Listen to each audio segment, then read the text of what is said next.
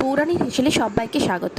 আজ আবারও একটি নতুন ভিডিও নিয়ে আপনাদের সামনে হাজির হয়ে গেছি। আজ আমি বানিয়ে দেখাবো ইলিশ ভাপা। খুব সহজ পদ্ধতিতে দেখাবো আর খুব কম উপকরণ দিয়ে আমি এটা তৈরি করব। প্রথমে আমি এখানে মিক্সি জার নিয়ে নিলাম। এখানে দিয়ে দিচ্ছি সাদা সর্ষে আর কালো সর্ষে 1 চামচ করে, আর দিয়ে দিচ্ছি কাঁচা লঙ্কা। এবার এটা মিহি পেস্ট আমি বানিয়ে নেব। আজকে আমি এই ভাপাটাই টিফিন বক্সে বানাবো, তাই জন্য একটা টিফিন বক্স নিয়ে নিলাম। আর এখানে আমি 2 চামচ মতন টক দই নিয়ে নিয়েছি। টক দইটা আমি জল ঝরিয়ে নিয়েছি। এরপরে যে সর্ষের যে পেস্ট আমি বানিয়ে নিয়েছিলাম সেটাকে এর মধ্যে অ্যাড করে দিলাম।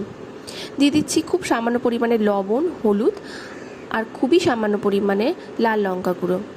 এবার এই সব কিছুকে খুব ভালোভাবে আমি মিশিয়ে নিচ্ছি। মেশানো হয়ে গেছে।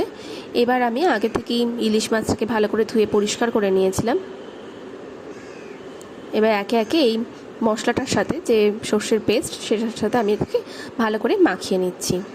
দেখুন খুব সুন্দর করে সবগুলো মাখিয়ে নিয়েছি আর ঠিকঠাক মতন সাইডে বসিয়ে দিয়েছি। এবার সামান্য পরিমাণে মিক্সি ধোয়া জল এখানে অ্যাড করে দিচ্ছি। দিয়ে দিচ্ছি 2টো কাঁচা লঙ্কা আর সবশেষে দিয়ে দিচ্ছি সর্ষের তেল। অবশ্যই কিন্তু এটা সর্ষের তেল ব্যবহার করবেন। আর বেশ কিছুটা পরিমাণেই আমি দিলাম। এবার এখানে আমি টিফিন বক্সের ঢাকনাটা বন্ধ করে দিলাম আর একটা কড়াইয়ের মধ্যে আমি জল দিয়ে দিয়েছি। এবার এটাকে আমি 10 মিনিট স্টিমে হতে দেবো মিডিয়াম হিটে। উপর থেকে লিডটা দিয়ে দিলাম।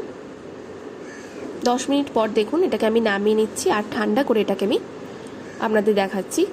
দেখুন কত সুন্দরভাবে এটা তৈরি হয়ে গেছে। খুব সুন্দরভাবে তৈরি হয়ে গেছে। আপনারাও বাড়িতে এইভাবে বানিয়ে দেখবেন। খুব কম সময় লাগে আর খুব তাড়াতাড়ির মধ্যে হয়ে যায় সামান্য কয়েকটি উপকরণ দিয়ে। আর আজকের রেসিপি কেমন লাগলো অবশ্যই আমাকে জানাবেন। ভালো লাগলে লাইক, কমেন্ট, শেয়ার আর সাবস্ক্রাইব করে